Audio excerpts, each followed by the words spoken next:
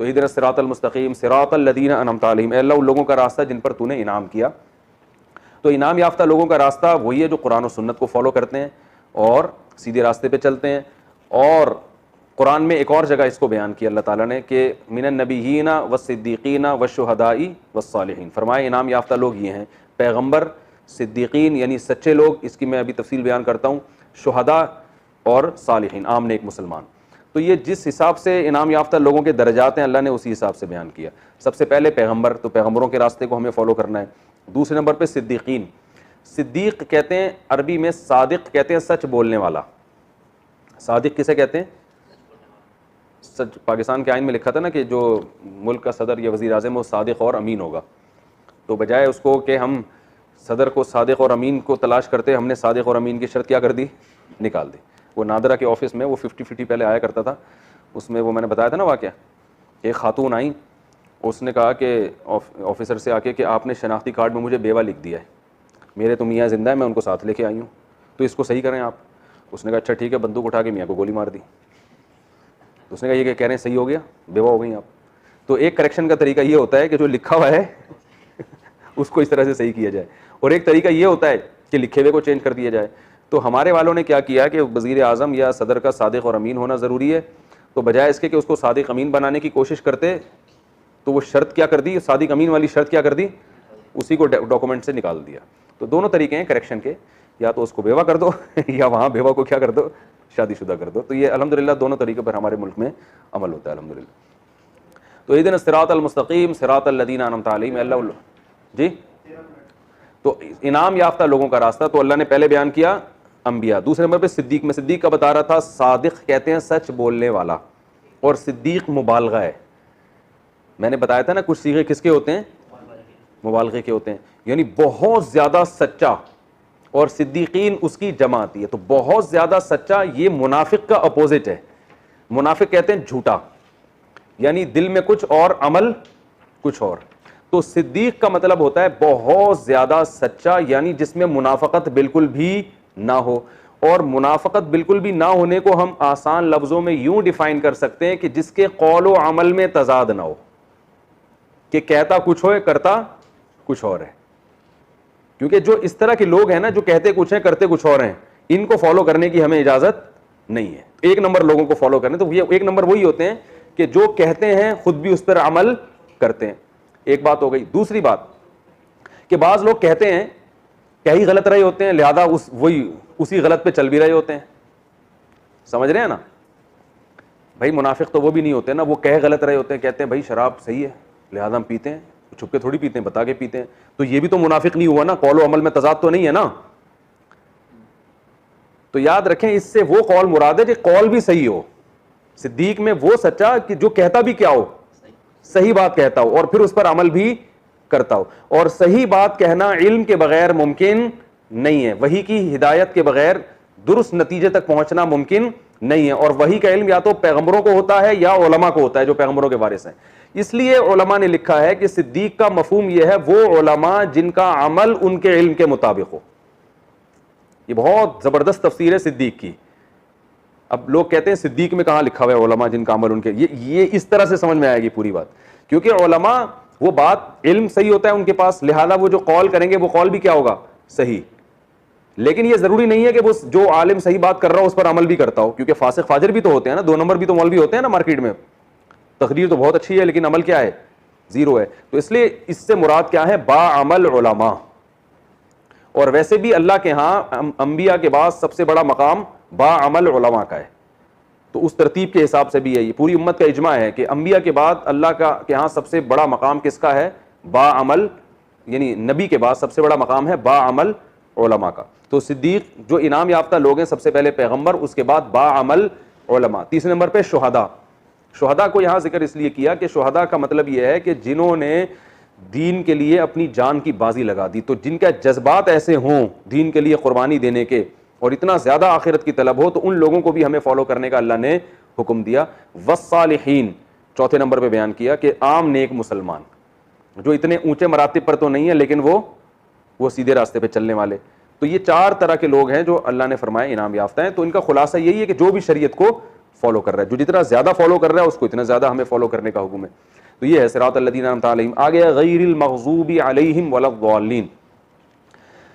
دیکھیں یہ اللہ تعالیٰ کی رحمت ہے کہ جب ہمیں سیدھا راستہ بتا دیا, جب ہم کسی کو سیدھا راستہ بتاتے ہیں نا تو ہمارا اسٹائل کیا ہوتا ہے, بھائی یہ حیدرآباد کا راستہ ہے, آپ نے یہاں جانا ہے, اسی راستے پہ چلو تو پہنچ جاؤ گے. یہ نہیں بتاتے کہ اس پہ بھی نہ چلو اور اس پہ بھی نہ چلو, یہ بتانے کی ضرورت نہیں رہتی. بھئی یہ والا راستہ ہے, یہ جا رہا ہے, بس اس پہ چلو. لیکن اگر کوئی بتانے والا بہت ہی مشفق ہو, اس کو یہ خطرہ ہو کہ پتہ نہیں یہ غلطی سے اس کے ذہن میں شیطان بعد میں یہ ڈال سکتا ہے کہ یہ والا راستہ تو ہے, ہو سکتا ہے یہ والا بھی ہو اور یہ والا بھی, تو وہ ساتھ میں یہ بھی بتائے گا کہ اس راستے پہ تو چلنا ہے, اس پہ بھی نہیں چلنا اور اس پہ بھی نہیں چلنا. جیسے ہم بتا رہے ہوتے ہیں نا, یار تم ہائی وے پہ جاؤ گے نا تو جو ہے وہ ایک, مجھے کینسر جھیل جانا تھا بچوں کو لے کے, تو گوگل میپ پہ میں نے دیکھا, ہم چلے گئے ہائی وے سے, وہ آ ہی نہیں رہی وہ کینسر جھیل, پتہ نہیں کدھر نکل گئے. ایک بورڈ لگا ہوا, وہاں چڑھ کے گھومے تو کئی گھنٹے لگ گئے اور بھٹک گئے راستے میں ہم, کیونکہ گوگل میپ میں وہ پتہ نہیں کوئی نیا, وہ پرانا کوئی راستہ ڈلا ہوا تھا. تو جو میں نے پھر کسی سے پوچھا راستہ وہاں پہ, تو انہوں نے کہا دیکھیں یہاں سے جب آپ آگے جائیں گے نا تو دو راستے آئیں گے, دونوں کینسر جھیل کو جاتے ہیں. یعنی لگے گا آپ کو ایسے کہ یہ بھی جائے گا اور وہ بھی جائے گا, لیکن اس پہ جانا ہے, اس پہ نہیں جانا, ورنہ اور لمبا پڑ جائے گا راستہ. تو یہ بھی گائیڈنس کا ایک طریقہ ہوتا ہے کہ آپ کو جب اشتباہ ہونے لگتا ہے کسی چیز میں کہ ہو سکتا ہے یہ بھی سیدھا راستہ ہو, کیونکہ منزل تک پہنچنے کے بہت سے راستے ہوتے ہیں نا, تو پھر جو آپ کا خیر خواہ ہوتا ہے وہ آپ کو بتاتا ہے بھائی اس ٹریک پہ تو چلنا ہے, اس پہ نہیں چلنا, تو وہ ساتھ میں یہ بھی بتا دیتا ہے. تو اللہ نے بتایا کہ تم انعام یافتہ لوگوں پہ چلو اور مجھ سے دعا مانگو, لیکن دو لوگ ایسے ہیں جو تمہیں دیکھنے میں انعام یافتہ لگیں گے مگر وہ انعام یافتہ ہیں نہیں, ان پہ پہلے سے بتا رہا ہوں کہ نہیں چلنا ہے. لگے گا تمہیں یہ کہ وہ انعام یافتہ ہیں, اور وہ ہیں یہود و نصارہ. سمجھ رہے ہیں نا, وہ دیکھنے میں تمہیں اس لیے لگے گا کہ تمہیں جب اہل حق دیکھو گے نا تو تمہیں بیچارے سارے غریب غربا سے نظر آئیں گے, تمہیں ترقی میں سب سے پیچھے, نہ ان کے پاس کوئی اچھے سائنسدان ہوں گے, نہ ان کے پاس اچھے حکمران ہوں گے, لاک ڈاؤن پہ بھی کوئی عمل نہیں کر رہا ہوگا, ایسے حکمران ہوں گے. 2 مہینے سے مسجدیں بند ہوں گی, ایک مخصوص فرقے کو جلوس کی اجازت مل جائے گی, ٹھیک ہے نا, ایک مخصوص فرقے کو, تو جس سے وہ 99% لوگ بولیں گے یار ہم بیوقوف ہیں, صحیح ہے نا, 2 مہینے سے مسجدیں بند کر کے بیٹھے ہوئے ہیں, اور یہ 1% لوگ ماشاءاللہ اللہ کے یہاں اتنے مبارک ہیں کہ یہ ان کو کورونا وائرس نہیں ہوگا, یہ اتنے نیک پرہیزگار قسم کے لوگ. تو اس قسم کی چیزیں جب تمہیں ملیں گی, اور تم یہود و نصارہ کو دیکھو گے تو ہر چیز میں ایکوریسی ملے گی, معاشی ترقی بھی ملے گی ان کی, اور جناب صحتیں بھی بہت اچھی, ریٹائرمنٹ کی عمر تمہارے یہاں 60 سال ہوگی, ان کے ہاں 80 سال ہوگی, ٹھیک ہے نا, ہر چیز تم ان سے لے رہے ہوگے, تو بہت زبردست تمہیں ان کی عالی شان جو ہے نا وہ ایٹیٹیوڈ, ہر بات میں تھینک یو, اور بڑا زبردست اسٹائل تمہیں لگے گا. رنگ بھی ان کے گورے ہوں گے, ٹھیک ہے نا, ٹھیک ہے نا. تو کلر کے لحاظ سے, سوٹ بوٹ کے لحاظ سے, ہر لحاظ سے تمہیں لگے گا کہ اصل انعام یافتہ تو یہ لوگ ہیں. تمہیں لگے گا یہودیوں کے ہاتھ میں تو پوری دنیا کی تجارت ہے, پالیسی تو پوری دنیا کی کون بناتا ہے, یہودی. اور بعض لوگ یہ بھی کہیں گے کہ کورونا وائرس بھی کس نے پھیلایا ہے. تو ہر چیز میں تمہیں لگے گا بھائی اللہ کی انعامات, اور ان پر جو ہو رہی ہیں انعامات کی بارشیں, تو اصل انعام یافتہ لوگ کون ہیں, یہ ہیں. تو اللہ نے باقاعدہ آگے بتا دیا کہ ان کے راستے پہ تو کسی صورت میں نہیں چلنا ہے, یہ انعام یافتہ ہے ہی نہیں. تو اب سمجھ میں آیا, اللہ نے یہ بھی بتایا کہ کن کے راستے پہ چلنا ہے, اور یہ بھی بتا دیا کہ کن کے راستے پہ نہیں چلنا ہے. تو نہیں چلنے کا راستہ اس لیے بتایا کہ اس میں کنفیوژن ہو سکتی تھی. بورڈ لگا ہوا ہے وہاں بھی کینسر جھیل کا, ٹھیک ہے نا, تو وہ بورڈ غلطی سے گورنمنٹ نے پرانے زمانے میں کسی بچے نے لا کے کہیں ٹھوک دیا ہوگا تو حکومت نے اتارا نہیں ہے, ورنہ اس کا کینسر جھیل سے اس راستے کا کوئی تعلق ہے نہیں. تو یہ صرف سائن بورڈ ہے, حقیقت کچھ بھی نہیں ہے. تو اس لیے اللہ نے بتایا کہ تم یہ بھی دعا مانگو, غیر المغضوب علیہم, اے اللہ ان لوگوں کے راستے پر نہیں چلانا جن پر تیرا غضب ہوا, ولا الضالین, اور ان کے راستے پہ بھی نہیں جو گمراہ ہوئے. تو غضب نازل, غضب گمراہ کہتے ہیں راستے سے ہٹ جانا, ٹریک سے ہٹ جانا. تو عیسائیوں کو ضالین کہا گیا ہے, نصارہ کو, کہ وہ سیدھے راستے سے کیا ہو گئے, ہٹ گئے. کیونکہ جو انجیل عیسیٰ علیہ السلام لے کر آئے تھے اور موسیٰ علیہ السلام جو تورات لے کر آئے تھے, آج یہ اس کو فالو نہیں کر رہے. اس انجیل میں تو داڑھی بڑھانے کا حکم تھا, گورے رکھتے ہیں داڑھی, ان کے پادری بھی نہیں رکھتے. اور اس میں تو زنا کو حرام قرار دیا گیا ہے. بچتے ہیں زنا سے, نہیں بچتے. اس میں تو جو ہے سود کو حرام قرار دیا گیا ہے, بچتے ہیں سود سے, نہیں بچتے. تو بہت ساری چیزیں. تو اللہ نے فرمایا کہ ضالین جو گمراہ ہو گئے نا, جن کے گمراہ کا مطلب جن کے پاس راستہ ہی نہ ہو, تو ان کے راستے کو بھی فالو نہیں کرنا, اور جن پر اللہ کا غضب ہوا ان کو بھی نہیں. تو غضب جو ہے نا یہ گمراہ ہونے سے اوپر کی چیز ہے.